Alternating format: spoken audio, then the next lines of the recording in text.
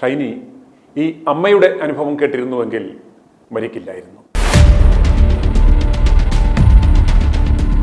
അയാൾ കുഴമ്പ് മേടിച്ചോണ്ട് വന്നിട്ട് ഈ കൊച്ചി ഇരുന്ന് പഠിക്കുക. അപ്പൊ മേശപ്പുറത്ത് ഇരുന്ന് പഠിക്കുവാണെങ്കിൽ ആ മേശപ്പുറത്ത് ഇരുന്ന് പഠിക്കുന്നതിന്റെ ഓപ്പോസിറ്റ് അയാൾ ഒരു കുഴമ്പ് മുട്ടിങ് കൊണ്ടുവന്നിട്ട് ആ കാല് പൊക്കത്തി മുകളിലേക്ക് കയറ്റി വെച്ചിരുന്ന് തുണി ഉടുക്കൂല, മുകളിലേക്ക് കയറ്റി വെച്ചിരുന്ന് കുഴമ്പ് തേക്കുക. ലാസ്റ്റ് സഹി ഇടുമ്പോൾ കൊച്ചുങ്ങൾ വേഗം അവിടെ നിന്ന് എഴുന്നേറ്റ് വന്നിട്ട് എന്നോട് പറയും, അമ്മേ ഒന്ന് മാറിക്കൊന്ന് നിന്ന് കുഴമ്പ് തേക്കാൻ പറയുമ്പോൾ ഇത് എന്നെ അമ്മയെ കാണിച്ചോണ്ടിരിക്കണെന്ന് ചോദിക്കുമ്പോൾ പറയാ, ഞാൻ എൻ്റെ വീട്ടിൽ ഇരുന്നാൽ ഇതൊക്കെ തേക്കണേ, അവൾ എന്തിനാ ഇങ്ങ് നോക്കണേന്ന്. ഇട്ടൊക്കെ ഷഡ്ഡി ചിലപ്പോഴേ അയാൾ കഴുകുള്ളൂ, ചില ദിവസം കഴുകൂല. വല്ലപ്പോഴും ഒന്ന് കഴുകാതെ കൂട്ട് വെച്ച് കൊണ്ടുവന്ന് കിടന്നുറങ്ങണ കൊച്ചുങ്ങളുടെ വായിലേക്ക് കുത്തി കയറ്റി വെക്കും. അപ്പൊ ചോദിക്കുമ്പോൾ ഇയാൾ പറയണ വാക്ക് എന്നോട്, ഞാൻ കൊണ്ടുവന്ന കഞ്ഞി ഇവർക്ക് കഴിക്കാന്നുണ്ടെങ്കിൽ ഇതൊന്ന് കുറച്ച് കഴിച്ചാൽ എന്നാ കുഴപ്പമെന്ന്. റെഡിലിരുന്ന് പല്ല് തേച്ചോണ്ടിരിക്കുമായിരിക്കും. അപ്പൊ ബാത്റൂമിൽ കയറിയിട്ട് ഇതുങ്ങൾ ഡ്രസ്സ് ഊരി ഇട്ടെന്ന് പറയുമ്പോൾ അയാൾ ഓടി പുറവശത്തേക്ക് വരും. പുറവശത്തേക്ക് വന്നിട്ട് എന്നോട് പറയും, എനിക്ക് ഇപ്പൊ കക്കൂസി പോണം. അയാൾക്ക് അപ്പ കക്കൂസി പോയി അയാൾ അവിടെ അപ്പിയിടും. അതുപോലെ അയാൾ അവിടെ കിടന്ന് അഭിനയിക്കരുത്.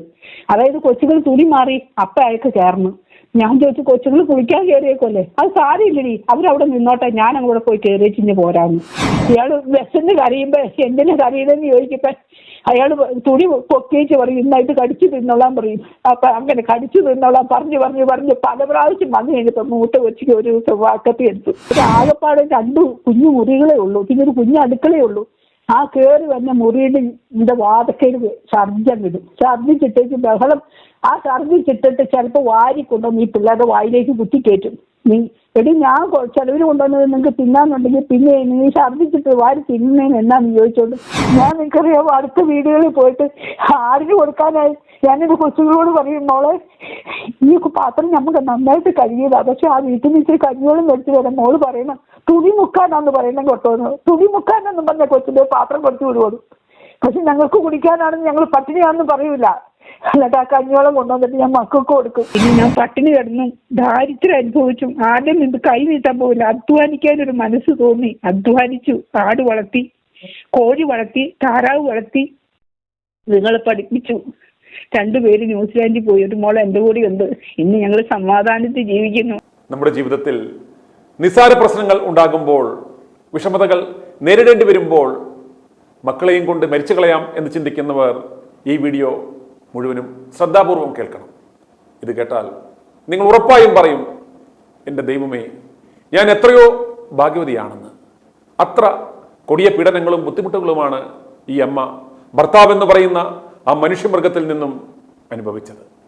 സാമൂഹിക സുരക്ഷയിലും പുരോഗതിയിലും സാക്ഷരതയിലും വിദ്യാഭ്യാസത്തിലും സാംസ്കാരിക മേഖലകളിലും ആത്മീയ മണ്ഡലങ്ങളിലും വളരെ മുൻപന്തിയിൽ ഉള്ളവർ എന്ന് മെനിനടിക്കുന്ന നമ്മുടെ സംസ്ഥാനത്താണിത് നടക്കുന്നതെന്ന് ഓർക്കണം. സുറിയാനി ക്രിസ്ത്യാനികൾ എന്ന് ഊറ്റം കൊള്ളുന്ന ഒരു ഓർത്തഡോക്സ് കുടുംബത്തിലെ ഒരു അമ്മയുടെ അനുഭവമാണ് ഇതെന്ന് നാം ഓർക്കണം. ഇത്രയും ദുരിതത്തിനിടയിലും ആ അമ്മയും 3 പെൺകുഞ്ഞുങ്ങളും പിടിച്ചു നിന്നു, പൊരുതി വിജയിച്ചു. ഞങ്ങൾക്ക് മരിക്കുവാൻ മനസ്സില്ല, ഞങ്ങൾ ജീവിച്ചു കാണിക്കും എന്ന് അവരുടെ ജീവിതം കൊണ്ട് നമുക്ക് കാണിച്ചു തന്നു. വഴിതെറ്റിപ്പോകുവാൻ, നശിക്കുവാൻ സകല സാധ്യതകളും ഉണ്ടായിരുന്നിട്ടും ആ പൊന്നുമക്കൾ പൊരുതി വിജയിച്ചു. മൂത്ത 2 പെൺമക്കളും ഇന്ന് ന്യൂസിലൻഡിൽ നല്ല ജോലി കരസ്ഥമാക്കി നല്ല നിലയിൽ ജീവിക്കുന്നു. ഇളയ മകൾ നാട്ടിൽ ഫിസിക്കൽ എഡ്യൂക്കേഷൻ അധ്യാപികയായി ജീവിക്കുന്നു. ആ അമ്മ ഞങ്ങളെ വിളിച്ചു മനസ്സ് തുറന്നത് ഷൈനി ആ കുഞ്ഞുമക്കളുമായി ജീവനൊടുക്കിയ വാർത്ത കണ്ടാണ്. തൻ്റെ അനുഭവങ്ങൾ, കഷ്ടത അനുഭവിക്കുന്ന, ജീവിതം തന്നെ മടുത്ത് അവസാനിപ്പിച്ച് കളയാം എന്ന് ചിന്തിക്കുന്ന ഏതെങ്കിലും ഒരമ്മയ്ക്ക് പ്രയോജനമായെങ്കിൽ എന്ന് കരുതി മാത്രമാണ്. ഈ അമ്മയുടെയും മക്കളുടെയും പേരും സ്ഥലവും വിവരങ്ങളും ഞങ്ങൾ അവരുടെ സ്വകാര്യതയെ കരുതി നൽകുന്നില്ല. കേൾക്കുക, ചിന്തിക്കുക. ഞാൻ 2 കുട്ടികളുടെ കൊണ്ട് ആ സ്ത്രീ ആത്മഹത്യ ചെയ്തില്ലേ, അതിലും അവസ്ഥയിൽ കൂടി കടന്നു പോയതാണ് ഞാൻ കേട്ടോ. കാരണം വെച്ച് കഴിഞ്ഞാല് എൻ്റെ ഭർത്താവിന് സംശയരോഗം, ഏറ്റവും കൂടുതൽ സംശയരോഗമായിരുന്നു. 3 പെൺമക്കൾ ഉണ്ടായി കഴിഞ്ഞപ്പോ 3 പെൺമക്കളെ ആണുകൂടി നിനക്ക് ഉണ്ടാക്കാൻ പറ്റുള്ളൂ എന്ന് ചോദിച്ചു. പിന്നെ ഞങ്ങളുടെ ഭവനത്തിൽ നടന്നത് എന്തൊക്കെയാന്ന് ചോദിച്ചാണ്ടല്ലോ, ഒരിക്കലും ഒരു മനുഷ്യരോട് പോലും പറയാൻ പറ്റണില്ലായിരുന്നു. കാരണം വെച്ച് കഴിഞ്ഞാല് അയാള് സമൂഹത്തിൽ ഭയങ്കര മാന്യൻ. അയാള് വീട്ടിനകത്തുനിന്ന് പുറത്തേക്ക് ഭാര്യനെ ഇറക്കൂല. അതുപോലെ ഒരുപാട് പ്രശ്നങ്ങളിൽ കൂടി ഞങ്ങൾ പട്ടിണി കിടന്നിട്ടുണ്ട്. പെറ്റമ്മ കഴിക്കണ ഭക്ഷണം, ഒരു പറ്റി ചോറ് മിറ്റത്ത് ഇട്ടത്, കോഴിക്കിട്ട് കൊടുക്കണത് ഒരെണ്ണെങ്കിലും എടുത്ത് കഴിക്കാൻ കിട്ടിയിരുന്നെങ്കിൽ വരെ കൊതിച്ചിട്ടുണ്ട്. 3 പെൺമക്കളെ കൊണ്ട് എന്തിനു ജീവിക്കുന്നു, ഇനി മരിച്ചാൽ മതി എന്ന് വരെ ഞങ്ങൾ ചിന്തിച്ച സമയമുണ്ട്. പക്ഷെ ദൈവത്തിൽ ആശ്രയിച്ചു, ഒരുപാട് സഹിച്ചു, അവസാനം പട്ടിണി കിടന്നു, എങ്ങനെയൊക്കെയോ ജീവിച്ചു. ഈ കുഞ്ഞുങ്ങൾക്ക് വേണ്ടി ജീവിച്ചു, നിങ്ങളെ കൊല്ലാനൊരു മനസ്സില്ലായിരുന്നു. അതുപോലെ ജീവിച്ച് ഇന്ന് എൻ്റെ 2 പെൺമക്കൾ ന്യൂസിലാൻഡിലാണ്. ഒരു മോള് എൻ്റെ കൂടെ. ഇന്നും പോലീസും കോടതിയൊക്കെയാ. പക്ഷെ ഒരു മനുഷ്യന് പോലും ഞങ്ങളുടെ വേദന പറഞ്ഞാൽ അറിയാലോ. പിന്നെ ഞങ്ങൾക്ക് 3 പെൺമക്കള് എല്ലാം പുറത്താൻ പറഞ്ഞാൽ എൻ്റെ കുഞ്ഞുങ്ങളുടെ ഭാവി ഓർത്ത് ഒരുപാട് സഹിച്ചു. സഹിച്ചെന്ന് ചോദിച്ചു കഴിഞ്ഞാൽ കുഞ്ഞുങ്ങൾ പെൺപിള്ളേരല്ലേ, കഴുകന്മാര് പിടിച്ചോണ്ട് പോകുമെന്നൊരു പേടി. കാരണം അയാൾ കുടിച്ചേച്ച് ഏതെങ്കിലും ഒരു സമയത്തായിരിക്കും വീട്ടിലേക്ക് കയറി വരുന്നത്. അപ്പൊ അയാളുടെ കൂടെ ആരെങ്കിലും ഉണ്ടാവും. അപ്പൊ രാത്രി 3 മണിക്ക് വന്നെങ്കിൽ ഞാൻ അയാൾക്ക് ചോറെടുത്ത് കൊടുക്കണം. ചോറെടുത്ത് കൊടുത്തില്ലെങ്കിൽ ചോറ് വീട്ടിൽ വെച്ചിട്ടുണ്ടാവില്ല. ഞാൻ രാത്രി 3 മണിക്ക് എവിടെ നിന്ന് ചോറ് കൊണ്ടുപോയി അയക്ക് കൊടുക്കും. അങ്ങനെ ഉപദ്രവിച്ച് അവസാനം ഒരു സുപ്രഭാതത്തിൽ അയാൾ വീട്ടിൽ നിന്ന് ഇറങ്ങിപ്പോയി. പിന്നെ കോടതിയായി, എല്ലാം ആയി. പിന്നെ അയാളുടെ എൻ്റെയും പേരിലായിരുന്നു ആ സ്ഥലം. അയാൾ ഇറങ്ങിപ്പോയി കഴിഞ്ഞപ്പോൾ സമാധാനം കിട്ടൂല്ലോ എന്ന് ഓർത്ത് ഞാൻ കോടതിയിലൊന്നും പോകാതെ എനിക്കും പിള്ളേർക്ക് സമാധാനം, ഒരു ദിവസം 1 മണിക്കൂർ ഒന്ന് സമാധാനത്തിൽ കിടക്കാനാണ് ഞാൻ ദൈവത്തോട് പ്രാർത്ഥിച്ചത്. പക്ഷെ 14 വർഷം അയാൾ ഇറങ്ങിപ്പോയിട്ട് പിന്നെ ഞാൻ പട്ടിണി കിടന്നു, ദാരിദ്ര്യം അനുഭവിച്ചു. ആദ്യം ഇത് കൈ നീട്ടാൻ പോകില്ല, അധ്വാനിക്കാനൊരു മനസ്സ് തോന്നി. അധ്വാനിച്ചു, ആട് വളർത്തി, കോഴി വളർത്തി, താറാവ് വളർത്തി, നിങ്ങളെ പഠിപ്പിച്ചു. ഇന്ന് ഞങ്ങൾ സമാധാനത്തിൽ ജീവിക്കുന്നു. അന്ന് ഞാൻ എൻ്റെ മക്കളെ കൊണ്ട് വല്ലതും കടുങ്കൈ ചെയ്തിരുന്നുവെങ്കിൽ, കാരണം അത്രയ്ക്ക് പട്ടിണിയായിരുന്നു. ദാരിദ്ര്യത്തോളം വലിയ ദുഃഖമില്ല എന്നുള്ളത് അങ്ങനെയാണ് മനസ്സിലായത്. കാരണം വെച്ച് കഴിഞ്ഞാൽ ഏറ്റവും വലിയ ദുഃഖം ദാരിദ്ര്യ ദുഃഖം. അതും ഇല്ലാതെ വന്ന് പക്ഷെ മക്കള് നല്ല കുഞ്ഞുങ്ങളായിരുന്നു. ആ കുഞ്ഞുങ്ങളായതുകൊണ്ട് ഞങ്ങൾ രക്ഷപ്പെട്ടു. ഞാനിപ്പോ ഈ ചൈന 2 മക്കളെയും കൊണ്ട് വച്ചപ്പോ ഞാൻ ഓർക്കുമോ, ദൈവമേ, ആരോടും പറഞ്ഞാൽ ആരും വിശ്വസിക്കില്ല, നാട്ടുകാരും ഉണ്ടാവൂല. എല്ലാരും പറയും അയ്യോ ഒന്ന് പറഞ്ഞിരുന്നെങ്കിൽ ഞങ്ങൾ സഹായിക്കായിരുന്നു എന്നൊക്കെ പറയും. പക്ഷെ അതൊക്കെ വെറുതെയാ. ആ സ്ത്രീക്ക് ആരും ഉണ്ടാവൂല. പക്ഷെ നമ്മൾ നല്ല മനസ്സോടെ നിന്ന് അധ്വാനിക്കാനൊരു മനസ്സും തോന്നി രക്ഷപ്പെട്ടത് കൊണ്ട് ഇന്ന് ഞങ്ങൾ സന്തോഷവും സമാധാനമായിട്ട് ജീവിക്കുന്നു. എൻ്റെ 2 പെൺമക്കൾ ന്യൂസിലാൻഡിൽ, ഒരു മോളിപ്പ് ഇവിടെ. നേഴ്സ് പോയിട്ട് എനിക്കൊരു നേഴ്സിംഗ് പഠിപ്പിക്കാൻ പോയിട്ട് എനിക്ക് യാതൊരു വഴിയില്ലായിരുന്നു. ഞാൻ എൻ്റെ മൂത്ത കൊച്ചിനെ ബികോം പഠിപ്പിച്ചു കഴിഞ്ഞിട്ട് ആ കൊച്ച് പിന്നെ എംകോമിന് പഠിപ്പിക്കാൻ നോക്കാൻ എനിക്ക് ഫീസ് ഇല്ലായിരുന്നു. പിന്നെ എല്ലാവരെയും ഞാൻ എൻ്റെ വീട്ടുകാരെയൊക്കെ ഒന്ന് ആശ്രയിച്ച് കുറച്ച് കടവും വിലയെടുത്ത് അതിന് ന്യൂസിലാൻഡിലും MBA പഠിപ്പിക്കാൻ വേണ്ടി വിട്ടു. അവൾ പോയി, 2ാമത്തേനെയും കൊണ്ടുപോയി, മൂത്ത മോളെ ഞാൻ കെട്ടിച്ചു. ഞാൻ ഓർക്കും അന്ന് ഞാൻ ഈ കുഞ്ഞുങ്ങളെ കൊണ്ട് വല്ലതും മരിക്കുകയോ എല്ലാം ചെയ്തിരുന്നെങ്കിൽ ശരിയാ. ആരോടും പറഞ്ഞാൽ ഒരു ഭർത്താവിൽ നിന്ന് ഇത്രയും ക്രൂര പീഡനാന്ന് പറയുമ്പോൾ 3 പെൺമക്കളല്ലേ, എല്ലാവരും വന്ന് ഇതാവൂല. അതുകൊണ്ട് ഒരു അമ്മ സഹിക്കാവുന്നിടത്തോളം സഹിച്ചു, ക്ഷമിച്ചു. അത് ദൈവം കണ്ടു. എന്നായാലും കുഞ്ഞുങ്ങള് നല്ല നിലയിലെത്തി. ഞങ്ങളിന്ന് സമാധാനിക്കുന്ന ആരെങ്കിലും ഒന്ന് മരിക്കണ കാണുമ്പോൾ എനിക്കത് കാണുമ്പോൾ വിഷമം കൊണ്ട് ഞാൻ ഇപ്പത്തെ വിളിച്ചു പറഞ്ഞതാ. കാരണം വെച്ച് കഴിഞ്ഞാൽ ഇങ്ങനെ ഒരു പെൺകൊച്ചിനും തോന്നല്ലേ, അവർക്ക് അധ്വാനിക്കാനൊരു മനസ്സുണ്ടോ, രക്ഷപ്പെട്ടു പോകാൻ പറ്റും. ഏത് പണിയെടുത്താലും 2 ജോലി ഒഴിച്ച് ബാക്കി എന്ത് ജോലി ചെയ്യണം, അന്തസ്സും അഭിമാന. അതുകൊണ്ട് ഞാൻ വിളിച്ചത് കേട്ടോ. ഇനി ആരെങ്കിലും ഇങ്ങനെ ഉണ്ടെങ്കിൽ അവർക്ക് എൻ്റെ ഒരു പ്രചോദനം ആയിക്കോട്ടെ എന്ന് ഓർത്തോണ്ടാ. ഒരിക്കലും അങ്ങനെ മരിക്കാൻ തുനിയരുതെന്ന് പറയാനാണ്. ശരി, അവർക്ക് ചിലപ്പോൾ പിടിച്ചു നിൽക്കാൻ പറ്റിയില്ലായിരിക്കും, ആരും ഉണ്ടാവില്ല. മരിച്ചു കഴിയുമ്പോൾ പറയും അയ്യോ ഞങ്ങളോടൊന്ന് പറഞ്ഞെങ്കിൽ ഞങ്ങൾ ചെയ്യുമായിരുന്നു. അതൊക്കെ വെറുതെയാ. അതൊന്നും ആരും ഉണ്ടാവില്ല. സ്വന്തം കുടുംബക്കാരും വെറുക്കും, എല്ലാവരും വെറുക്കും. നമുക്ക് നമ്മുടെ മക്കളും നമ്മളും മാത്രമേ ഉണ്ടാവുള്ളൂ. പക്ഷെ അന്നേരം അധ്വാനിക്കാനൊരു മനസ്സ് തോന്നണം. അധ്വാനിക്കുമ്പോഴും ഒരുപാട് ചീത്തപ്പേരുകളും എല്ലാം കേൾക്കേണ്ടി വരും. പക്ഷെ അത് കേട്ടാലും നമുക്ക് നമ്മുടെ കുഞ്ഞുങ്ങൾക്ക് വേണ്ടി നമ്മൾ കഷ്ടപ്പെടണം. അതാണ് എനിക്ക് പറയാനുള്ളത്. കാരണം കല്യാണം കഴിച്ചു കഴിഞ്ഞിട്ട് ഭർത്താവുമായിട്ട് ഒരു തെറ്റും ചെയ്യാത്ത പെൺകൊച്ചായിരിക്കും. ആ പെൺകൊച്ചിന് രാത്രി 12 മണിക്കും 1 മണിക്കും അയൽപക്കത്തെ വീട്ടുകാരൊക്കെ കിടന്നുറങ്ങുക. 2 മണി രാത്രിയിൽ എഴുന്നേറ്റിട്ട് പറയുകയാണ് ഇപ്പൊ ഇവിടുന്ന് ഇറങ്ങിപ്പോയ ആളെ കൊണ്ടു കൊടുക്കാൻ പറഞ്ഞാൽ ആ സ്ത്രീ എവിടുന്ന് കൊണ്ടു കൊടുക്കും? അത്ര നിസ്സഹായ അവസ്ഥ. നല്ല രീതിയിൽ ജീവിച്ചൊരു പെൺകൊച്ചിയ. മക്കള് പ്രായപൂർത്തിയായി വരുമ്പോഴും മക്കളുടെ മുമ്പിലിട്ട് അമ്മേനെ ഉപദ്രവിക്കുക, തുണി പറിക്കുക, ഒരു ഉടുവസ്ത്രം ഇല്ലാതെയാക്കുക. ഇതൊന്നും ഒരു പെണ്ണുണ്ട്. എനിക്കറിയില്ല ആരെങ്കിലും അനുഭവിച്ചിട്ടുണ്ടാവുമെന്ന് എനിക്കറിയത്തില്ല. കാരണം രാത്രി 2 മണിക്ക് വീട്ടിൽ ഇറങ്ങിപ്പോയ ആളെ തിരിച്ചു കൊണ്ട് കൊടുക്കാൻ. എന്നിട്ട് അയാൾ പുറത്തിറങ്ങുമ്പോ ഭയങ്കര മാന്യൻ, ലോകർക്ക് പ്രിയൻ, ഇത്രയും നല്ലൊരു വ്യക്തിയില്ല. കുടുംബത്തിൽ കയറി വന്നു കഴിയുമ്പോൾ ഭാര്യയോടും മക്കളോടും ഇങ്ങനെ പ്രവർത്തിക്കുന്നു. ഭാര്യ ആരോടും പറയുന്നില്ല, സഹിക്കുക, എല്ലാം സഹിക്കുക, മക്കളെ ഓർത്ത് സഹിക്കുക. ഇന്നല്ലെങ്കിൽ നാളെ എന്റെ കുഞ്ഞുങ്ങളെ കൊല്ലാൻ പറ്റുന്നില്ല, അതുകൊണ്ട് എന്റെ കുഞ്ഞുങ്ങൾക്ക് വേണ്ടിയിട്ട് സഹിക്കുക. അതുപോലെ വെളിച്ചെണ്ണ തിളപ്പിച്ച് ഒഴിക്കുന്നു മക്കളുടെ മുമ്പിലേക്ക്. മക്കളുടെ ഒരു മോക്കടെ മുഖത്തേക്ക് വെളിച്ചെണ്ണ തിളപ്പിച്ച് ഒഴിക്കാനായിട്ട് കൊണ്ടുവന്നതാ. എന്റെ കൈ കൊണ്ട് തട്ടിയത് കൊണ്ട് ആ മോളുടെ മുഖത്ത് വീണില്ല, ശരീരം മുഴുവൻ പൊള്ളി. പുറത്ത് ഈ തവള കൊണ്ടുവന്ന് തവള കിടക്കുന്ന പോലെ കൊച്ചുങ്ങളെ കൊണ്ടുവന്ന് കിടത്തിച്ച് അതിന്റെ മുകളിൽ കയറി ഇരുന്ന് കടിച്ചു പറിക്കണു. പുറകുവശം കടിച്ചു പറിക്കുക, അന്നൊക്കെ ഇറച്ചി തൂങ്ങി കിടക്കുന്ന പോലെ ആകുക.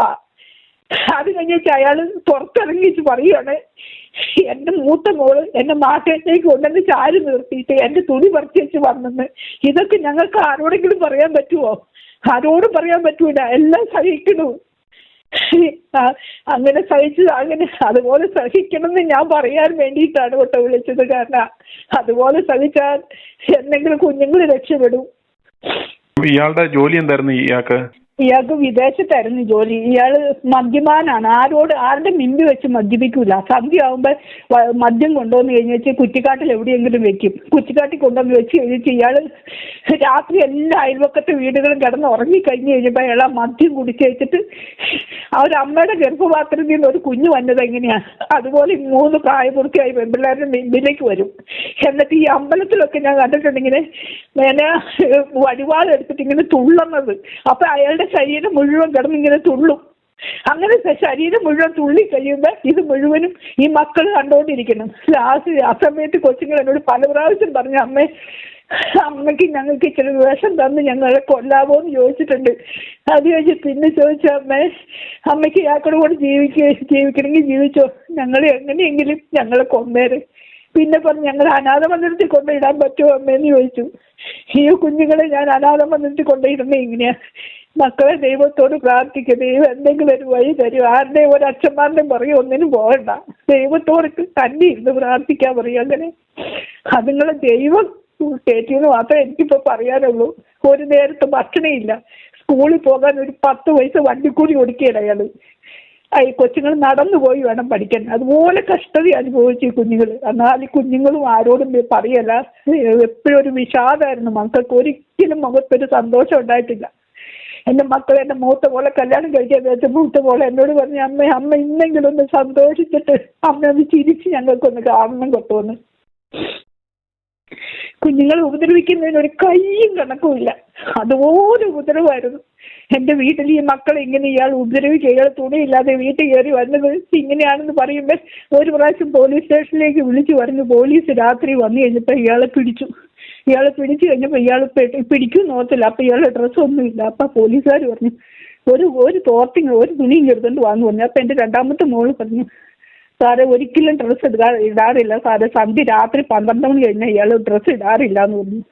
ഇനി ഇയാൾക്ക് എന്നും കുഴമ്പ് തേച്ച് കുളിക്കണം, അങ്ങനെയുള്ള ഒരു ഇതൊക്കെയായിരുന്നു. അയാൾ കുഴമ്പ് മേടിച്ചോണ്ട് വന്നിട്ട് ഈ കൊച്ചി ഇരുന്ന് പഠിക്കുക. അപ്പൊ മേശപ്പുറത്ത് ഇരുന്ന് പഠിക്കുവാണെങ്കിൽ ആ മേശപ്പുറത്ത് ഇരുന്ന് പഠിക്കുന്നതിന്റെ ഓപ്പോസിറ്റ് അയാൾ ഒരു കുഴമ്പ് മുട്ടിങ് കൊണ്ടുവന്നിട്ട് ആ കാല് പൂക്കത്തി മുകളിലേക്ക് കയറ്റി വെച്ചിരുന്ന് തുണി ഉടുക്കൂല, മുകളിലേക്ക് കയറ്റി വെച്ചിരുന്ന് കുഴമ്പ് തേക്കുക. ലാസ്റ്റ് സഹി ഇടുമ്പോൾ ഈ കൊച്ചുങ്ങൾ വേഗം അവിടെ നിന്ന് എഴുന്നേറ്റ് വന്നിട്ട് എന്നോട് പറയും, അമ്മേ ഒന്ന് മാറിക്കൊന്ന് നിന്ന് കുഴമ്പ് തേക്കാൻ പറയുമ്പോൾ ഇത് എന്നെ അമ്മയെ കാണിച്ചോണ്ടിരിക്കണെന്ന് ചോദിക്കുമ്പോൾ പറയാ, ഞാൻ എൻ്റെ വീട്ടിൽ ഇരുന്നാടി ഇതൊക്കെ തേക്കണേ, അവൾ എന്തിനാ ഇങ്ങ് നോക്കണേന്ന്. ഇപ്പൊ നിങ്ങളുടെ മുമ്പിലേക്ക് ഞാൻ തുണി പറിച്ചിട്ടേക്ക് വന്ന് നിന്ന് കഴിയുമ്പോൾ നിങ്ങൾ നോക്കണേന്നാണ് കുറ്റം. മിമ്പി വന്നത് പിന്നെ നമ്മൾ എന്നെ മിമ്പി വന്ന കണ്ടോണ്ട് പഠിച്ചോണ്ടിരിക്കുന്ന ഒരു കൊച്ച. അങ്ങനെ യാതൊരു ബോധമോ വെളിവോ ഒന്നുമില്ലാതെ അത് കഴിഞ്ഞിട്ട് കുറച്ചു നേരം കഴിയുമ്പോൾ ചോദിക്കും, എന്നാ ഇവിടെ എന്താ? അയാൾ കൊന്നിട്ടേച്ച് തകർത്തിട്ടേച്ച് അയാൾ പോകും. അടിച്ചിട്ടേച്ചും പിന്നെ വന്നിട്ട് ഒന്നും അറിയാത്ത മട്ടിൽ അയാൾ അഭിനയിക്കും. പക്ഷെ ഞങ്ങൾ അവിടെ കിടന്ന് അനുഭവിച്ചത് ഒരു മനുഷ്യൻ അറിഞ്ഞില്ല എന്നുള്ളതാണ്. ആരും അറിയിച്ചില്ല. ഞങ്ങൾ അറിയിച്ചിട്ട് അയാൾ വീട്ടിൽ വന്നാൽ 12 മണി വരെ അയാൾ തുണി എടുക്കും. കാരണം അയൽവക്കത്തെ വീട്ടുകാരൊക്കെ കിടന്നുറങ്ങിയേക്കുമല്ലേ, അതുകൊണ്ട് 12 മണി കഴിഞ്ഞ് അയാൾ തുണി പറിക്കും. പിന്നെ അയാൾ തുണി ഉടുക്കൂല. പിന്നെ അയാൾ ചിലപ്പോൾ ഹിറ്റാക്കുന്ന ഷഡ്ഡി ചിലപ്പോഴേ അയാൾ കഴുകുള്ളൂ, ചില ദിവസം കഴുകൂല. വല്ലപ്പോഴും ഒന്ന് കഴുകാതെ കൂട്ട് വെച്ച് കൊണ്ടുവന്ന് കിടന്നുറങ്ങണ കൊച്ചുങ്ങളുടെ വായിലേക്ക് കുത്തി കയറ്റി വെക്കും. അപ്പൊ ചോദിക്കുമ്പോൾ ഇയാൾ പറയണ വാക്ക് എന്നോട്, ഞാൻ കൊണ്ടുവന്ന കഞ്ഞി ഇവർക്ക് കഴിക്കാന്നുണ്ടെങ്കിൽ ഇതൊന്ന് കുറച്ച് കഴിച്ചാൽ എന്നാ കുഴപ്പമെന്ന്. അങ്ങനെ വരെ അയാൾ ഉപദ്രവിക്കുമായിരുന്നു. അപ്പൊ ഞാനിത് കണ്ടപ്പോ തന്നെ ഞാൻ ഓർത്തു, ദൈവമേ, ഞാൻ എന്തോ ഒരു അവസ്ഥയെ കൂടി കടന്നു പോയതാ. ഈ കുഞ്ഞുങ്ങളുണ്ടല്ലോ, കുളിച്ചേച്ച് കയറുമ്പോൾ ആകെപ്പാട് ഒരു ബാത്റൂമുള്ളൂ. ബാത്റൂമിൽ ഇയാൾ ബാത്റൂമിന്റെ കതക് വെക്കാൻ ഇയാൾക്ക് ഇഷ്ടമല്ല. പിന്നെ കിടക്കണ മുറി എന്ന് പറഞ്ഞാൽ മുറിക്ക് അടപ്പൊന്നുമില്ല. അപ്പൊ ഈ കൊച്ചുങ്ങൾ പറയും, അമ്മേ ഞങ്ങൾ ഡ്രസ്സ് മാറും കേട്ടോ അമ്മേ, പപ്പയോട് ഇങ്ങ് വരരുതെന്ന് പറയണം കേട്ടോ എന്ന് പറയും. ഞാൻ കൊച്ചുങ്ങളുടെ ഡ്രസ്സ് മാറും, അങ്ങ് ചെല്ലരുതെന്ന് പറഞ്ഞു പോയാൽ അപ്പ അയാൾക്ക് ആ മുറിയിൽ കയറണം, കൊച്ചുങ്ങളുടെ ഡ്രസ്സ് മാറുന്ന കാണണം. പിന്നെ വാങ്ങും ഒരു ബാത്റൂമുള്ളൂ, 4 പേർക്ക്. രാവിലെ പിള്ളേർക്ക് സ്കൂളിൽ പോകണം. ഇയാൾ ഫ്രണ്ടിലിരുന്ന് പല്ല് തേച്ചോണ്ടിരിക്കുമായിരിക്കും. അപ്പൊ ബാത്റൂമിൽ കയറിയിട്ട് ഇതുങ്ങൾ ഡ്രസ്സ് ഊരി ഇട്ടെന്ന് പറയുമ്പോൾ അയാൾ ഓടി പുറവശത്തേക്ക് വരും. പുറവശത്തേക്ക് വന്നിട്ട് എന്നോട് പറയും, എനിക്ക് ഇപ്പൊ കക്കൂസിൽ പോകണം. അയാൾക്ക് അപ്പ കക്കൂസിൽ പോയി അയാൾ അവിടെ അപ്പിയിടും. അതുപോലെ അയാൾ അവിടെ കിടന്ന് അഭിനയിക്കരുത്. അതായത് കൊച്ചുകൾ തുണി മാറി അയാൾക്ക് കയറണം. ഞാൻ ചോദിച്ചു, കൊച്ചുകൾ കുളിക്കാൻ കയറിയേക്കല്ലേ? അത് സാരമില്ലടി, അവരവിടെ നിന്നോട്ടെ, ഞാൻ അങ്ങോട്ട് പോയി കയറിച്ചിഞ്ഞ് പോരാന്ന്. അങ്ങനെ പറഞ്ഞ് കുഞ്ഞുങ്ങൾക്ക് കുറേ മനസ്സിലായി കഴിഞ്ഞപ്പോൾ എന്നോട് പറഞ്ഞു, അമ്മ ഇനി പൊട്ടിയാകരുതേ, ഞങ്ങളിതൊന്നും അറിയാതെയൊന്നുമല്ല, അയാൾക്ക് ഇപ്പൊ കക്കൂസി പോകാൻ വിട്ടിട്ടൊന്നുമല്ല. അമ്മ എന്തിനാ കക്കൂസി ഞങ്ങളോട് കുളിമുറിയിൽ നിന്ന് ഇറങ്ങാൻ പോട്ടെ, കുളിമുറിയും കക്കൂസും ഒന്നേ ഉള്ളൂ, ഇറങ്ങാൻ പറയണേ. അതുകൊണ്ട് അയാളിത് കയറാൻ വേണ്ടിയിട്ട്, അയാൾക്ക് ഞാൻ തുണി മാറിയെന്ന് അറിഞ്ഞുകൊണ്ട് അയാൾക്ക് അപ്പൊ കയറണം, അതിന് വേണ്ടിയിട്ടാണ്. പക്ഷെ ലൈംഗികമായിട്ടൊന്നും ചെയ്യാൻ ആ കുഞ്ഞുങ്ങൾ അനുവദിച്ചില്ല. കാരണം വെച്ചാൽ കുഞ്ഞുങ്ങൾ അതുപോലെ എല്ലാം ലാസ്റ്റ് സഹി എട്ട് കഴിഞ്ഞപ്പോ ഇയാൾ വിശന്ന് കരയുമ്പോ എന്തിനാ കരയുന്നതെന്ന് ചോദിക്കപ്പോ അയാൾ തുണി പൊക്കിച്ച് പറയും, ഇന്നായിട്ട് കടിച്ചു തിന്നോളാൻ പറയും. അപ്പൊ അങ്ങനെ കടിച്ചു തിന്നോളാൻ പറഞ്ഞു പല പ്രാവശ്യം വന്നു കഴിഞ്ഞപ്പോ മൂത്ത കൊച്ചിക്ക് ഒരു ദിവസം വാക്കത്തി എടുത്തേക്ക് പറഞ്ഞു, എന്റെ അമ്മയും അനീറ്റുമാര് നീ ഇതായി പോകരുതേ, ഞാൻ വ്യക്തി കൊന്നേച്ച് ജയിലിൽ പോയി കിടന്നാലും എന്റെ അമ്മയും അനീറ്റുമാര് രക്ഷപ്പെടത്തേന്ന് പറഞ്ഞു. അങ്ങനെ എടുത്തിട്ട് അയാൾക്ക് മനസ്സിലായി പിള്ളേർ അറിവ് വെച്ചു നീ നടക്കൂലാന്ന്. അങ്ങനെ അയാൾ ഇറങ്ങിപ്പോയതാ, ഒരു സുപ്രഭാതത്തിൽ വീട്ടിൽ നിന്ന് ഇറങ്ങിപ്പോയതാണ്. പന്നിയുടെ പേരെന്തായിരുന്നു? അയാളുടെ പേര് ജോൺ മാർക്കോസ്. ഇന്ന് നാട്ടുകാർക്ക് പ്രിയമായിട്ട് നിൽക്കുന്നു. പക്ഷെ ഞങ്ങൾ ഇതൊന്നും ആരുടെ ഈ അമ്മയും കുഞ്ഞുങ്ങളും മരിച്ചു അറിഞ്ഞതുകൊണ്ട് മാത്രം ഞാൻ ഇത് നിങ്ങളുടെ അടുത്ത് സംസാരിക്കണം. കാരണം ഇനി ഒരമ്മയും കുഞ്ഞും നീ ഇങ്ങനെ മരിക്കരുതെന്ന് ഓർത്തോണ്ട്. കാരണം വെച്ച് കഴിഞ്ഞാല് അയാൾ അതിലപ്പുറമായിരുന്നു ഇയാളിൽ നിന്നുണ്ട് ഞങ്ങൾ അനുഭവിച്ചത്. ഹലോ, ഇന്ന് അയാൾ സുഖമായിട്ട് ജീവിക്കുന്നു. അവന്റെ വീടും സ്ഥലം എവിടെയായിരുന്നു? അയാൾ ഇപ്പൊ പിറവത്ത് എവിടെയോ ഇതാക്കണത്. അവസാനം ഒരു ദിവസം പോലീസ് ഇയാൾ കുറെ പാണ്ടക്കെട്ടുമായിട്ട് വീട്ടിലേക്ക് കയറി വന്നിട്ട് ഇനി ഇവിടെ താമസിക്കണം എന്ന് പറഞ്ഞു. കയറി വന്നു കഴിഞ്ഞപ്പോ എന്റെ മൂത്ത 2 പിള്ളേര് ന്യൂസിലാൻഡിൽ പോയായിരുന്നു. ആ പിള്ളേര് വേഗം പോലീസുകാരോട് വിളിച്ചു കഴിഞ്ഞാൽ പോലീസുകാർ ഇവന്റെ കൂടെ നിൽക്കുള്ളൂ. കാരണം ഇവന്റെ 2 അനിയന്മാർ പോലീസ് സ്റ്റേഷനിലുണ്ട്. അതുകൊണ്ട് ഇവന്റെ കൂടെ നിൽക്കുള്ളൂ. ഞാൻ പറഞ്ഞേ, നമുക്ക് ഒരു ആശ്രയം മനുഷ്യനിൽ ഇല്ലെന്ന് പറഞ്ഞതിന്റെ ഒരു തെളിവൊക്കെയാ പറഞ്ഞത്. ഇവന്റെ 2 അനിയന്മാർ പോലീസ് സ്റ്റേഷനിൽ ഉള്ളതുകൊണ്ട് എന്ത് കേസ് കൊണ്ട് കൊടുത്താലും എല്ലാം മുക്കി പോകും. ഞങ്ങൾക്ക് ആരുമില്ലായിരുന്നു. ലാസ്റ്റ് ഈ കൊച്ചുങ്ങൾ മൂത്തവർ 2 പേരും ന്യൂസിലാൻഡിൽ നിന്ന് നേരെ വനിതാ സെല്ലിലേക്ക് വിളിച്ചേച്ച് പറഞ്ഞു, എന്റെ അമ്മയ്ക്കും എന്റെ അനിയത്തിക്കും എന്തെങ്കിലും സംഭവിച്ചു പോയാൽ നിങ്ങൾ ഇന്ന് അതിന് സമാധാനം പറയണം. അയാൾ അവിടെ വന്നിട്ടുണ്ട്, അയാൾ എന്താ ചെയ്യണേന്ന് അറിയില്ല എന്ന് പറഞ്ഞു കഴിഞ്ഞപ്പോഴത്തേക്ക് വനിതാ സെല്ലുകാർ പോലീസ് സ്റ്റേഷനിൽ വിളിച്ചു കഴിഞ്ഞിട്ട് പോലീസുകാർ ഉരുട്ടാൻ നോക്കിയിട്ട് അവിടെ നടന്നില്ല. അങ്ങനെ ഞങ്ങൾക്കൊരു ഹെൽപ്പ് ഉണ്ടായി. അയാളെ അവിടെ നിന്ന് ഇറക്കി വിടാനായിട്ട് വന്നു കഴിഞ്ഞപ്പോൾ പോലീസുകാർ വന്നപ്പോൾ ഇയാൾ പറഞ്ഞു, ആ കൊറോണ സമയത്തായിരുന്നു. അപ്പൊ അയാൾ പറഞ്ഞു, എനിക്ക് കൊറോണയാ സാറേ, എനിക്ക് തീരെ വയ്യാന്ന് പറഞ്ഞു. അപ്പൊ ലാസ്റ്റ് പോലീസുകാർ ചോദിച്ചു, നീ ഇത്ര നാൾ എവിടെയായിരുന്നു? ഇവൻ വെറുതെ പറയും, ഇവൻ വീടൊക്കെ എടുത്ത് സുഖമായിട്ട് താമസിക്കുന്ന. ഇവൻ പറഞ്ഞു, ഏതൊരു പീഡിയത്തിന്നേലെ കിടക്കണേന്ന് പറഞ്ഞു. അപ്പൊ കുറെ വേസ്റ്റ് പോലത്തെ എന്തോ സാധനം കൊണ്ട് വന്നേ, ഞാൻ അവിടെ കിടക്കണ സാധനം ഈ കൊണ്ടുവന്നേന്ന് പറഞ്ഞു. അപ്പൊ ലാസ്റ്റ് ഞാൻ എന്ന് ഇറങ്ങിപ്പോയെന്നും എല്ലാം ചോദിച്ചു കഴിഞ്ഞപ്പോൾ പോലീസ് ഒരു ഒറ്റ വാക്ക് പറഞ്ഞു, താനൊരു കാര്യം ചെയ്യും, ഇത്ര നാൾ താമസിച്ചിടത്തോട്ട് പൊക്കോ സാറേ, എനിക്ക് കൊറോണ, എനിക്ക് നടക്കാൻ പറ്റുന്നില്ല, എടുക്കാൻ പറ്റുന്നില്ല എന്ന് പറഞ്ഞു.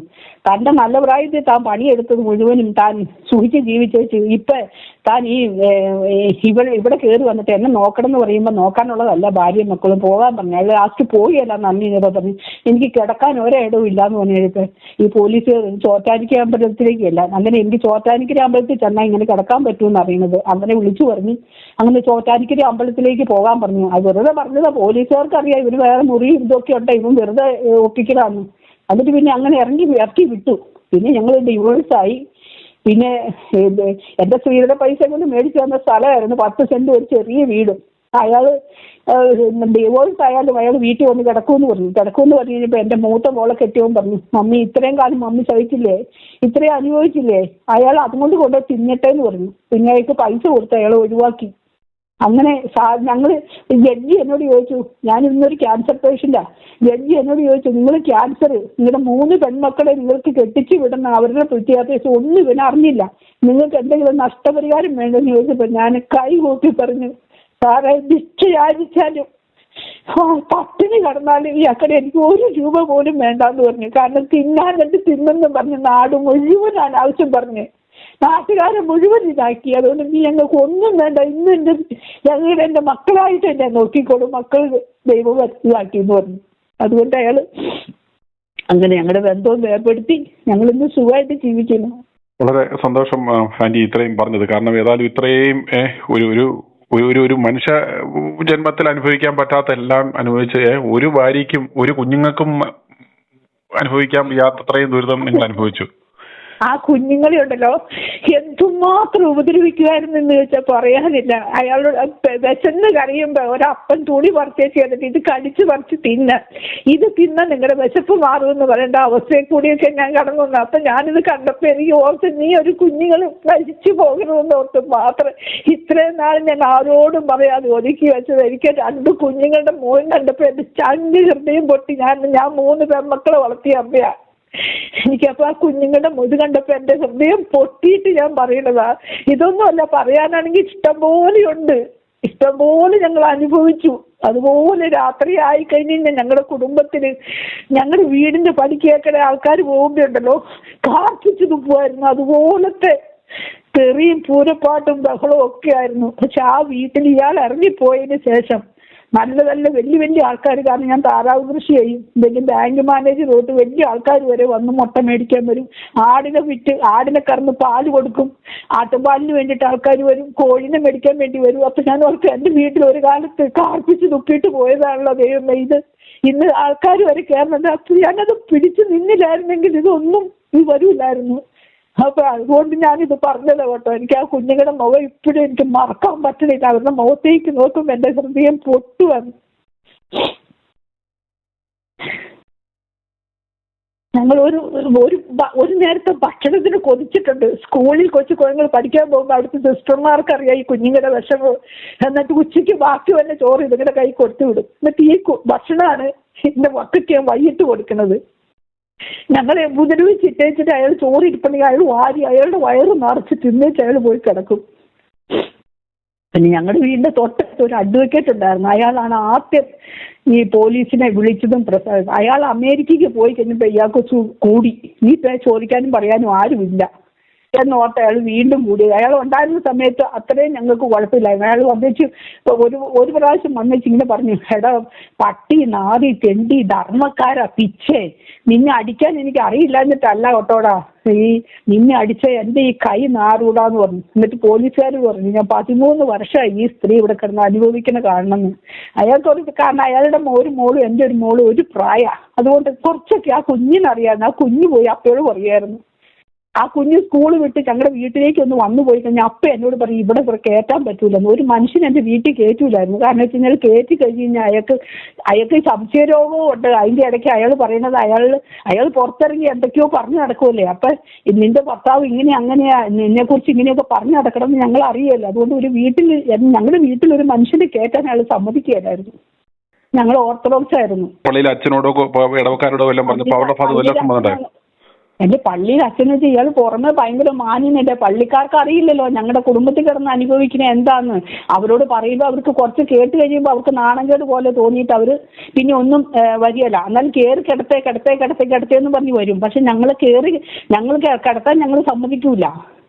കയറി കിടത്തേ ആ പുള്ളീനെ കയറ്റി കിടത്തേന്ന് പറയും. ഇറങ്ങി പോയി കഴിഞ്ഞിട്ട് പിന്നെ അച്ഛന്മാർ വന്നിട്ട്, കാരണം അച്ഛന്മാരെന്ന് വെച്ചാൽ എനിക്ക് ഒരച്ഛനിൽ വിശ്വാസമില്ല. ഒന്നാമത് ഞാൻ ആശ്രയിച്ചിട്ടില്ല, ഇയാളെ ആശ്രയിച്ചിട്ടുണ്ട്. എങ്ങനെയെങ്കിലും എന്നെ വീട്ടിൽ കയറ്റി കിടത്താൻ നോക്കേ നിങ്ങളൊന്ന് പറയുന്നു പറഞ്ഞ അച്ഛന്മാരുടെ അടുത്ത് ഞങ്ങളാ കയറി ചെന്നിട്ടില്ല മധ്യസ്ഥ തീർക്കാൻ വേണ്ടിയിട്ട് ഒന്നും.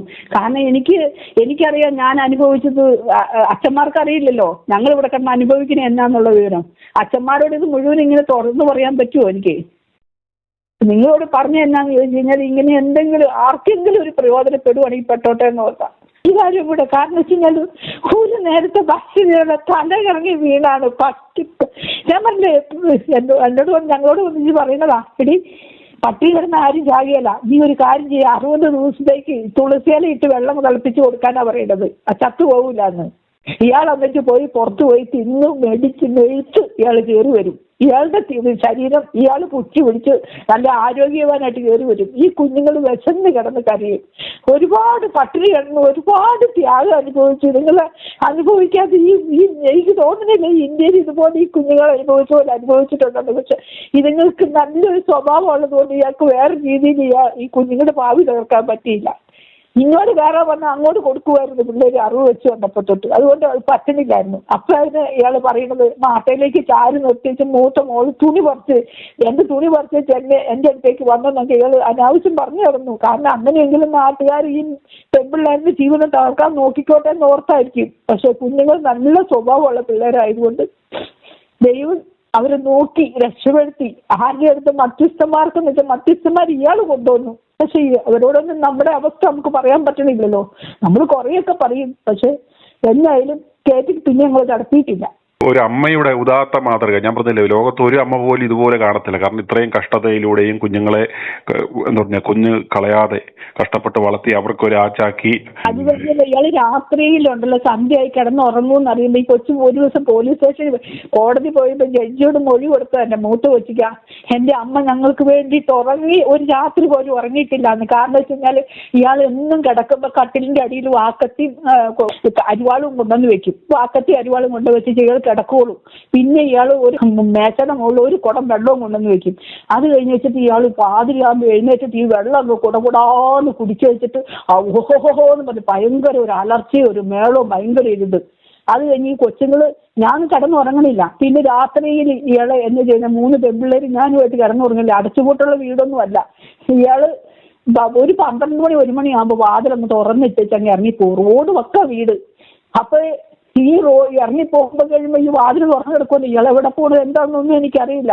പക്ഷെ ഇയാൾ കയറി വരുന്നിടം വരെ ഞാൻ ഉറങ്ങാതെ കാവലിരിക്കും. അടച്ചു പോയാൽ അയാൾ ആ വാതിൽ അന്ന് തകർക്കും. ഈ വാതിൽ അടച്ചു തന്നെയാണ് ചോദിച്ചാൽ അയാൾ തകർക്കും. അതുകൊണ്ട് വാതിലിന്റെ അരികിൽ വന്നിട്ട് ഞാനിങ്ങനെ ഉറങ്ങാതെ ഇരിക്കും. പിന്നെ ഇയാൾ രാത്രിയിൽ എഴുന്നേറ്റ് പോയിട്ട് ഗ്യാസ് തുറന്നു വിടാറുണ്ട്. ഗ്യാസ് തുറന്നു വിടുമെന്ന് എനിക്ക് ഞാൻ ഉറങ്ങണില്ലല്ലോ.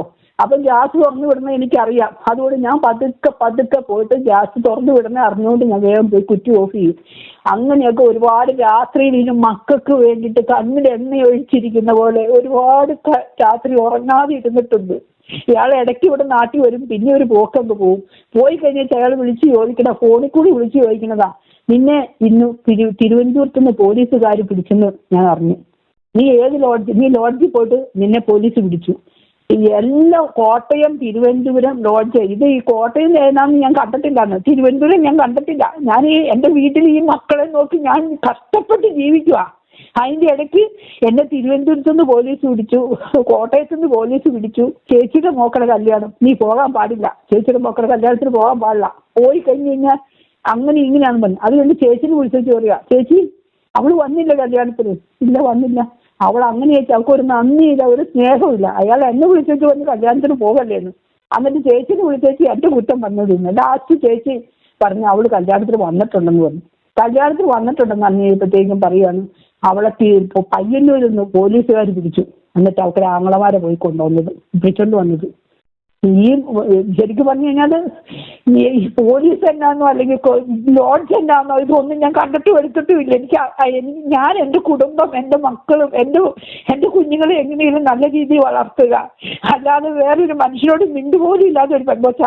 ആരോടും കൂടുതൽ സംസാരിക്കാൻ പോകില്ല. എല്ലാം ഒതുക്കി ഉള്ളിൽ വെച്ചോണ്ട് എന്റെ കുഞ്ഞുങ്ങൾ സന്ധ്യയാകുമ്പോൾ എന്നും പ്രാർത്ഥിക്കും, ദൈവമേ ഞങ്ങൾക്ക് ആരുമില്ല, കാവല് നീ നിന്ന് ഞങ്ങൾ നോക്കണേന്ന്. കാരണം വെച്ചാൽ അടച്ചുറപ്പില്ലാത്ത വീട്, അങ്ങനെയുള്ളൊരു വീട്ടിലാണ് ഞാൻ ഈ കുഞ്ഞുങ്ങളെ വളർത്തിയത്. അവസാനം ഇയാൾ എന്ത് വിചാരിച്ചെന്ന് വെച്ചാൽ ഒരു ദിവസം ഇയാൾ ഇറങ്ങിപ്പോണ ദിവസം വാതിലും അലമാരി എല്ലാം ചവിട്ടി പൊളിച്ചിട്ടാ പോയത്. അപ്പൊ വാതിൽ ചവിട്ടി പൊളിച്ചിട്ട് പോകാനുള്ള കാരണം എന്നാന്ന് വെച്ച് കഴിഞ്ഞാൽ ഇയാൾ വിചാരിച്ചു ഇവളിന്ന് 3 പെൺമക്കളെയും കൊണ്ട് ഇവിടെ കയറി വന്നു കഴിയുമ്പോ എന്നിട്ട് നാട്ടിലേക്കൊക്കെ വിളിച്ചിട്ട് പറഞ്ഞു അവളും മക്കളും എന്നെ ആട്ടി ഇറക്കിക്കോട്ടെ, ഞാൻ പോകുകട്ടോ എന്നൊക്കെ നാട്ടുകാരോട് പറഞ്ഞു. നാട്ടുകാരോട് പറഞ്ഞു അവളെന്നെ ആട്ടി ഇറക്കി ഞാൻ പോകുവാന്ന്. ഞാനൊരു പ്രൈവറ്റ് സ്ഥാപനത്തിൽ കുറച്ച് സമയം ജോലിക്ക് വേണ്ടിയിട്ട് പോകണ്ടായിരുന്നു. ആ ജോലിയും ചെയ്തുകൊണ്ടിരുന്നപ്പോൾ ഒരു ദിവസം ഇയാൾ ഇറങ്ങി പോകാൻ തലേദിവസം വന്നില്ല. പിറ്റേ ദിവസം രാവിലെ ഇയാൾ വന്ന് കണ്ടപ്പോൾ രണ്ടാമത്തെ കൊച്ചിന് പഠിത്തമില്ല. അപ്പൊ ഞാൻ പറഞ്ഞു ഇത് വന്ന കണ്ടപ്പോഴത്തേക്ക് എനിക്ക് പോകാതിരിക്കാനും പറ്റിയല്ല.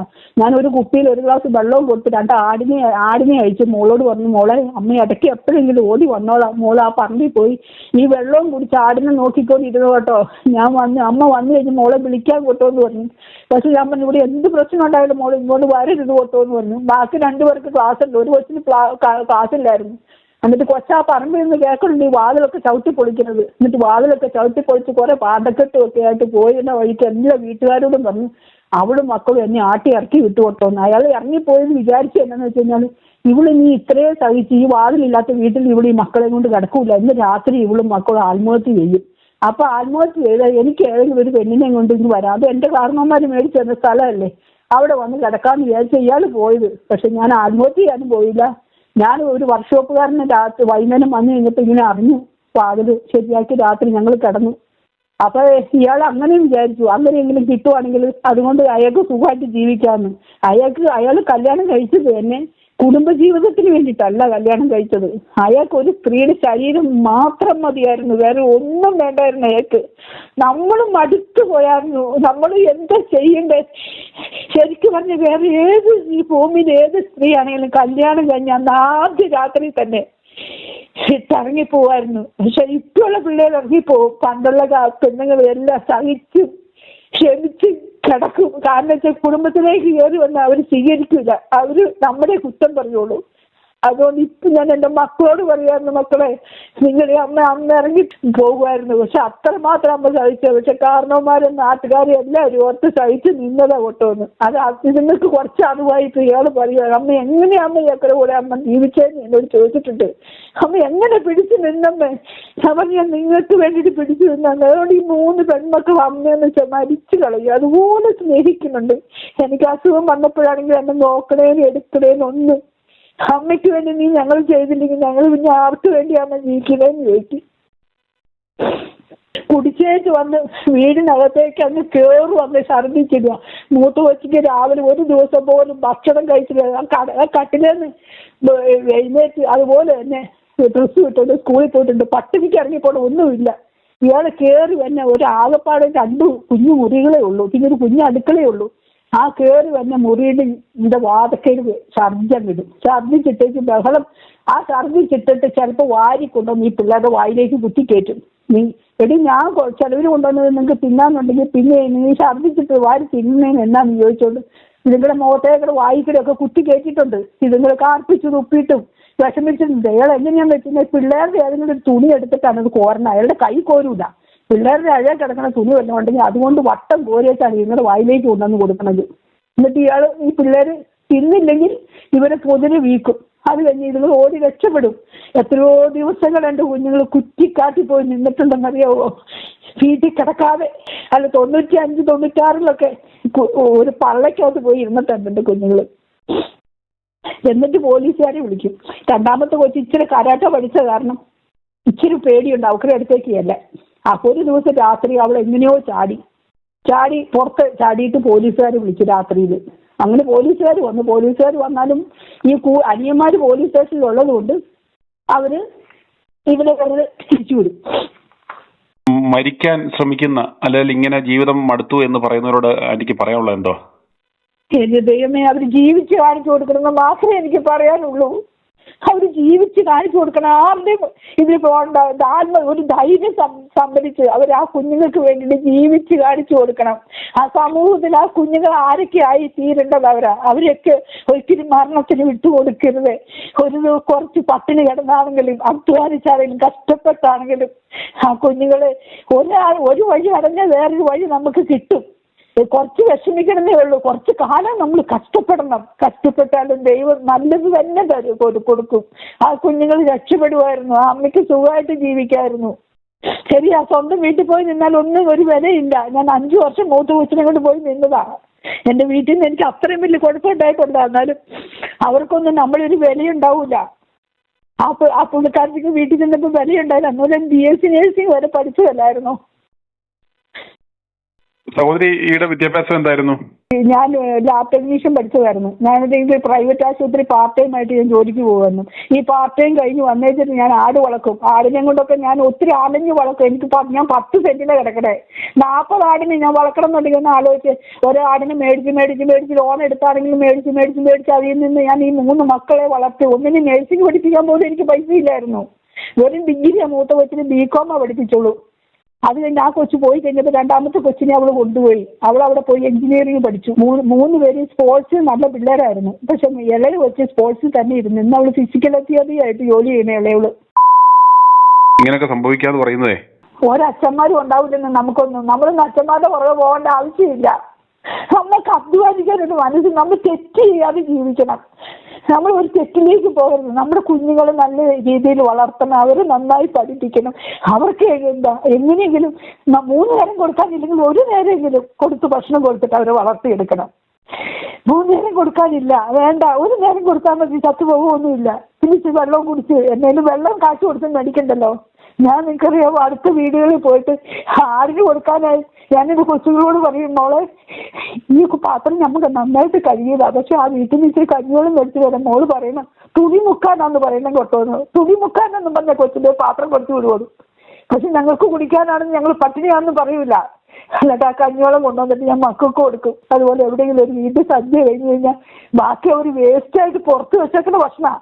എന്നെ വിളിച്ചു പറയും, നൂനെണ്ണം നിനക്ക് ആടുണ്ടല്ലോ, അവിടെ കുറച്ച് ഭക്ഷണം അവിടെ ഇരിപ്പുണ്ട്, എന്ന് വലിച്ചു തുടങ്ങിയിട്ടുണ്ടാവുമായിരിക്കും, നീ അത് കൊണ്ടുവന്ന് ആടിന് കൊടുക്കാൻ പറയും. ഞാനത് കൊണ്ടുവന്നിട്ട് എൻ്റെ മക്കൾക്ക് ചൂടാക്കി കൊടുക്കും.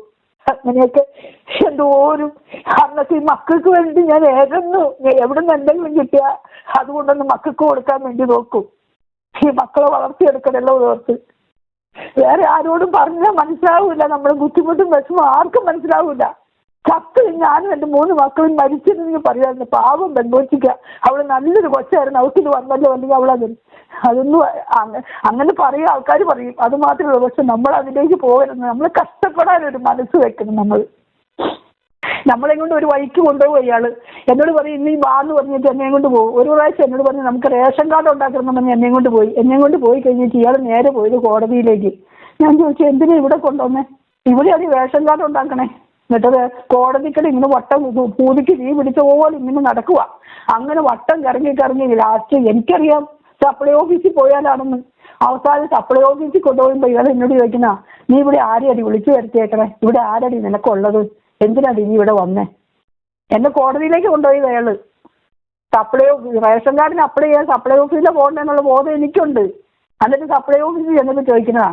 അതുപോലെ ഫോൺ ചെയ്യുമ്പോൾ ഇയാൾ വീടിന്റെ ഈ മാടിന്റെ അരിയിക്കടയൊക്കെ ഇയാൾ പതുങ്ങിയിരിക്കും. ഇയാൾ വീട്ടിൽ നിന്ന് ഇറങ്ങിപ്പോയിച്ചിട്ട് കഥ കടച്ചോടി, നീ അകത്തിരുന്നേ, കഥ കടച്ചു എന്ന് പറഞ്ഞ് ഇറങ്ങിപ്പോയിച്ചിട്ട് പണ്ട് 93, 94 കാലഘട്ടത്തിലൊക്കെ ധർമ്മക്കാർ വീടുകളിൽ കയറി വരുമായിരുന്നു. ഇപ്പം അതില്ല. അപ്പൊ ഇയാൾ ഏതെങ്കിലും മാടിന്റെ അവിടെ ഒളിച്ചിരുന്നേച്ച് ഏതെങ്കിലും ഒരു ഭിക്ഷക്കാരൻ വീട്ടിൽ വന്നിച്ചിട്ട് ചോദിച്ച് വന്നു കഴിയുമ്പോൾ ഒന്നും കൊടുക്കാനില്ല, ഞാൻ ഒന്നും ഇല്ലാന്ന് പറഞ്ഞിട്ട് വാതിൽ തുറന്ന് ഒന്നും ഇല്ലാന്ന് പറഞ്ഞ് അവരെ അങ്ങ് വിടും. എന്നിട്ട് ഞാൻ കഥ കടക്കുമ്പോഴത്തേക്ക് ഓടി ഇയാൾ ചാടി വന്ന് വീണ് അകത്ത് കയറി ചെല്ലിലേക്കും. ഇപ്പൊ ആരുടെ ഇവിടെ നിന്ന് ഇറങ്ങിപ്പോയ ആളെ കൊണ്ടാടി.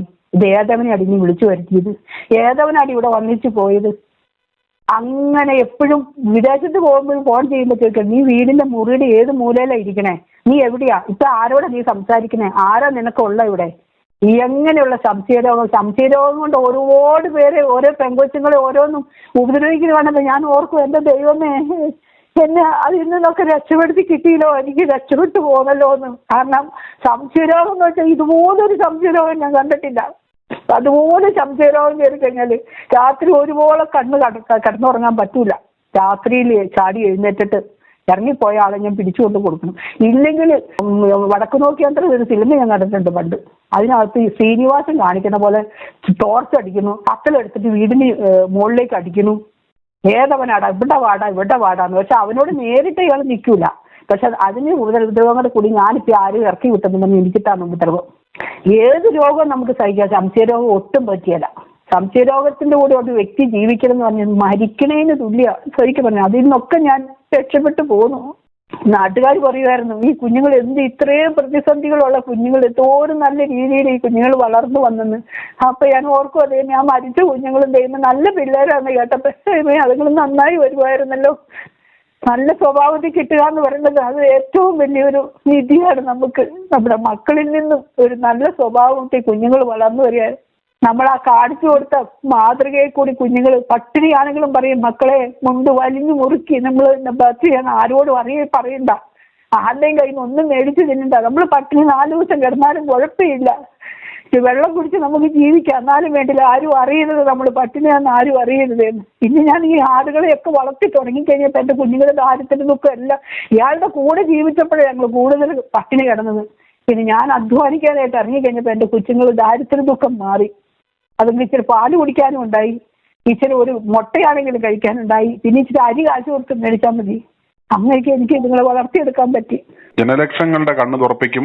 ഇതുപോലെ ബുദ്ധിമുട്ടുമായിട്ട് കിടക്കുന്ന പല സ്ത്രീകളെ ഇത് പ്രചോദിപ്പിക്കും, ഇത് മുന്നോട്ട് ജീവിക്കാൻ. ഇത് വിളിച്ച് ഇത്രയും മനസ്സ് തുറന്നതിന് വളരെ നന്ദി. സ്ത്രീ സുരക്ഷയ്ക്കും ഗാർഹിക പീഡനത്തിൽ നിന്നും രക്ഷ നേടുന്നതിനും ഇവിടെ എന്തൊക്കെ നിയമങ്ങൾ, എത്രയെത്ര വകുപ്പുകൾ, സംഘടനകൾ, അതിലെല്ലാം പുറമെ എത്രയെത്ര മതസംഘടനകൾ. ഇവരുടെയൊക്കെ പ്രവർത്തനങ്ങളും എഫക്റ്റീവ്നെസ്സും നാം അപഗ്രഥിക്കേണ്ടിയിരിക്കുന്നു. ഞങ്ങൾക്ക് ഒരു കോൾ സെന്റർ തുടങ്ങിയാലും ഹാൻഡിൽ ചെയ്യുവാൻ പറ്റാത്തത്ര കോളുകളാണ് ദിനംപ്രതി ലഭിച്ചുകൊണ്ടിരിക്കുന്നത്. ഞങ്ങൾ ജീവിച്ച് കാണിക്കും എന്ന് പറയുകയല്ല, ജീവിച്ച് കാണിച്ചവരാണ് അവർ.